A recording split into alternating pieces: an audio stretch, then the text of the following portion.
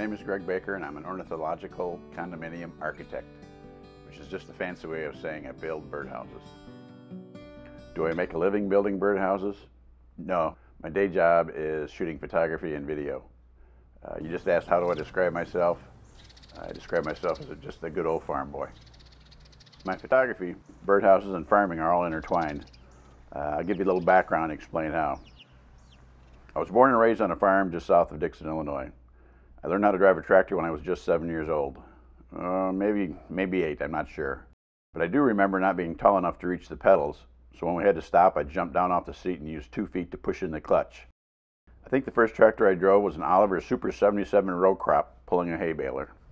My dad had eclectic tastes in tractors.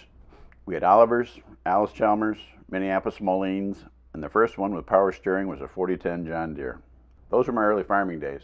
When I turned 17, I couldn't get off the farm fast enough. So 3 colleges, a dozen or so part-time jobs. 7 years later, I finished with a photography degree from Santa Barbara, California photography school. But the funny thing was, after being gone from the farm for 7 years, I couldn't get it out of my blood. So in 1980, I went back and farmed in varying degrees with my father for almost 20 years. And like most farmers, I needed a second job in order to support my farming habit, so I did end up using that photography degree. The 1980s were tough on farmers. A lot of them didn't make it. I started a photography studio in Rockford, Illinois. It was a larger job market and spent the next 15 years balancing the 2 jobs. In most years, the photography career did better than the farming. A few of the clients were in the agricultural field. But then my father turned ill and passed away in 2001, and so ended my farming days. Since then, I used the knowledge from my college days and became a builder. But it wasn't the knowledge from the universities, it was the knowledge from the dozen or so odd jobs that I worked at in order to support myself. What kind of jobs did I do? I worked heavy construction, I worked carpentry, I did plumbing and electrical, I learned cement work. Those are just a few of the skills I accidentally learned along the way. So I built my own house, I built a second studio, I built a barn, sheds, a workshop, I built a playhouse, and a number of elaborate decks. I finally started running out of property space, so out of necessity I've turned to making just birdhouses. I have more time in the winter to work on them. I hate working outside in the cold, and that comes from farming too. All those tractors I described earlier, they had no cabs. How do those birdhouses tie into farming? It all started with my grandfather.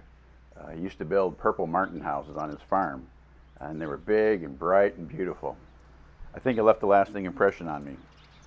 The barn designs come from his houses. They had a big barn style look to them. I've taken a few details from other real barns.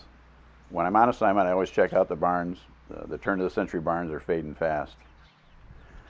I think the 4 square-side style birdhouses come from the farmhouses built in the Midwest. They are fading away too. The Pink Castle is a replica of my daughter's playhouse. I think it's based on the Prince Castle restaurant from when I was a kid. I can't really say that Mr. Valentino design comes from the farm, unless I say I still have the heart of a farmer. The heart-shaped design was a Valentine's Day gift. I built my first birdhouse with my daughter over a dozen years ago. I've been having fun with them ever since. I learned a few things, but I've made many mistakes along the way.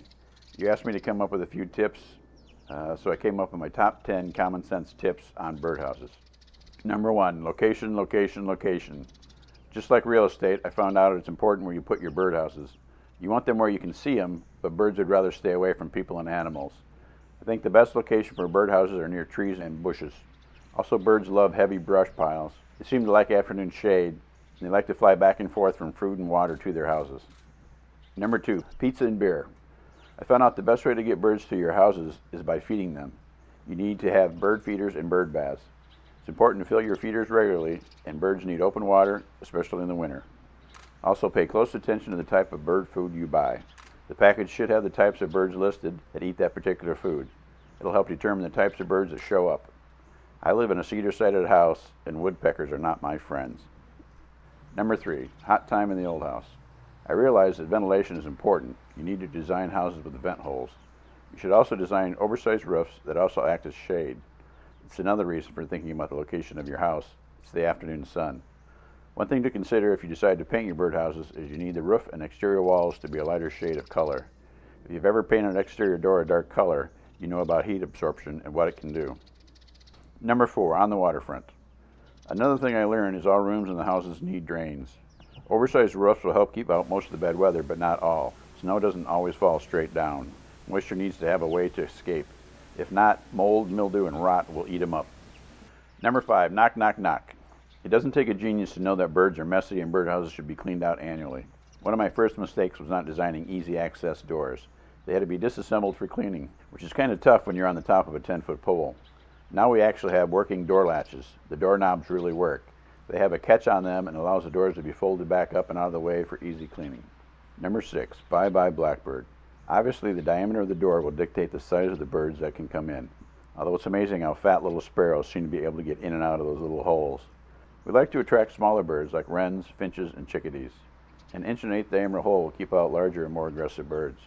You need to research the birds that live in your area. If you want larger birds like robins and blue jays, they require different sizes and styles of openings altogether. Number 7, sweet painted lady.